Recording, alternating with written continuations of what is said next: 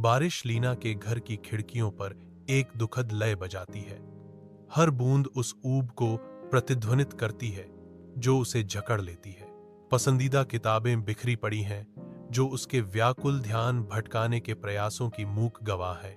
अधूरे बने block tower, ध्यान के क्षणभंगुर क्षणों के स्मारक अब परित्यक्त खड़े हैं। चित्रों की एक गैलरी जो कभी खुशी का स्रोत थी, अब केवल उस लगातार बेचैनी को बढ़ाती है जो उससे चिपकी रहती है। बिस्तर के नीचे से एक सुनहरा ब्रश प्रकट होता है जो प्रकाश में धीरे से चमकता है।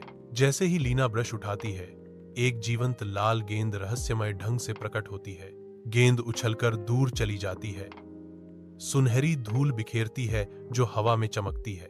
जैसे ही सुनहरा धूल जम जाता है, कमरे में एक अलौकिक चमक भर जाती है जिससे लीना का कमरा बदल जाता है। शाम की गुनगुनी रोशनी में लीना अपने कमरे में चली जाती है, अपने पीछे दरवाजा बंद कर लेती है। अपनी दुनिया में खोई हुई लीना की चंचल उंगलियां रंगीन कागज पर नाचती हैं, एक पतंग को जीवन देती हैं। एक दस्तक सन्नाटा तोड़ती है।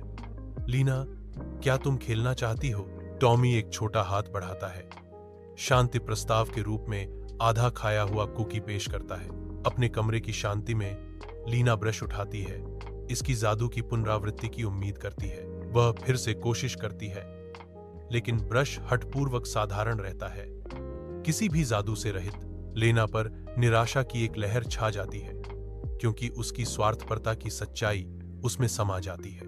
लीना का दिल डूब जाता है क्योंकि वह समझती है ब्रश का जादू साझा करने की मांग करता है, जमाखोरी नहीं। लीना पर उसके कार्यों का भार भारी पड़ता है, एकांत में सीखा गया एक कठोर सबक। गांव के दिल में लीना ने अपनी आंखों में उम्मीद लिए हुए टॉमी को ब्रश पेश किया। क्या तुम इसे मेरे साथ साझा कर सकती हो? लीना पूछती है।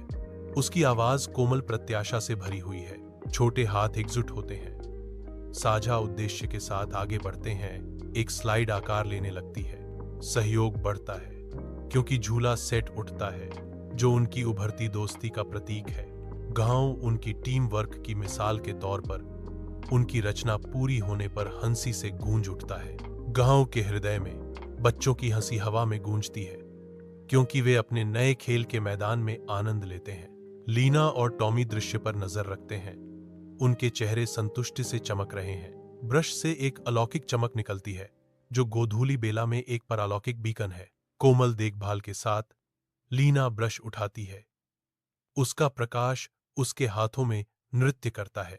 वह ब्रश को एक डिब्बे में रखती है जिस पर एक सरल फिर भी गहन संदेश लिखा है, केवल साझा करने के लिए।